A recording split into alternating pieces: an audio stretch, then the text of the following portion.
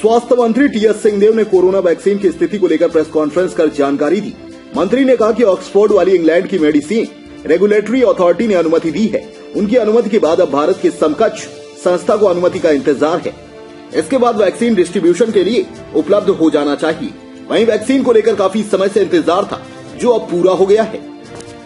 इसके अतिरिक्त रिसर्च भी आगे बढ़ रही है और कोरोना वायरस के रिसर्च में उल्लेखनीय प्रगति हुई है, जिसमें यह पाया जा रहा है कि जो जेनेटिक संदेश से जो शरीर में वायरस का प्रेजेंस आ रहा था, उसके लिए प्रोंटिस को चिन्हांकित कर लिया गया है।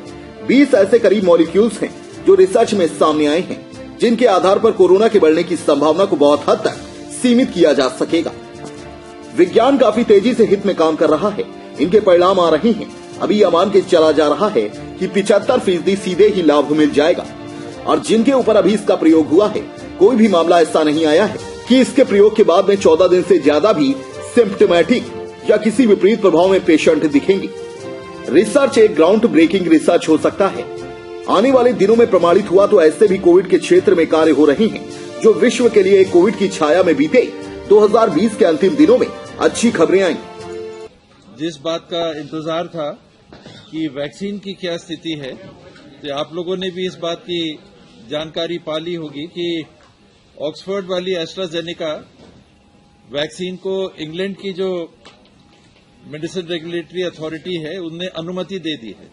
तो उनकी अनुमति के बाद अब भारत के अपने देश की जो समकक्ष संस्था है, उनकी अनुमति मिल जानी चाहिए और उसकी अनुमति के बाद में वैक्सीन डिस्ट्रीब्यूशन के लिए उपलब्ध हो जाना चाहिए।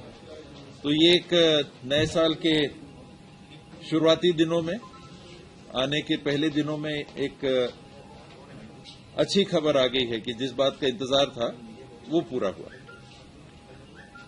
इसके अतिरिक्त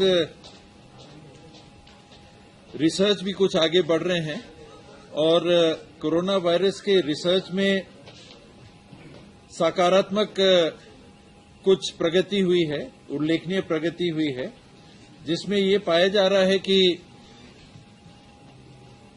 जेनेटिक संदेश से जो बदन में वायरस का प्रेजेंस आ जा रहा था, उसके लिए करीब 18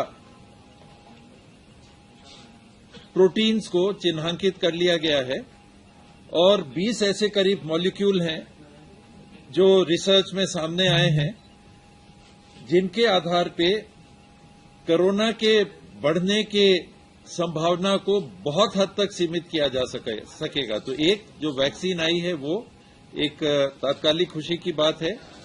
दूसरा, ये जो रिसर्च पेपर अभी पब्लिश हुआ है, ये अभी रिसर्च पेपर है, लेकिन ये भी एक सुखद संदेश है कि विज्ञान काफी तेजी से मानव हित में काम कर रहा है और इनके जो परिणाम आ रहे हैं, इसमें अभी ही ये मान के चला जा रहा है कि 75% तो सीधे ही लाभ मिल जाएगा और जिनके ऊपर अभी इसका प्रयोग हुआ है, कोई भी मामला ऐसा नहीं आया है कि इसके प्रयोग के बाद में 14 दिन से ज्यादा भी असिम्प्टोमेटिक या किसी विपरीत प्रभाव में पेशेंट्स दिखेंगे। तो ये रिसर्च एक ग्राउंड ब्रेकिंग रिसर्च हो सकता है अगर ये आने वाले दिनों में प्रमाणित हुआ। तो ऐसे भी कोविड के क्षेत्र में कार्य हो रहे हैं जो विश्व के लिए एक कोविड की छाया में बीते 2020 के अंतिम दिनों में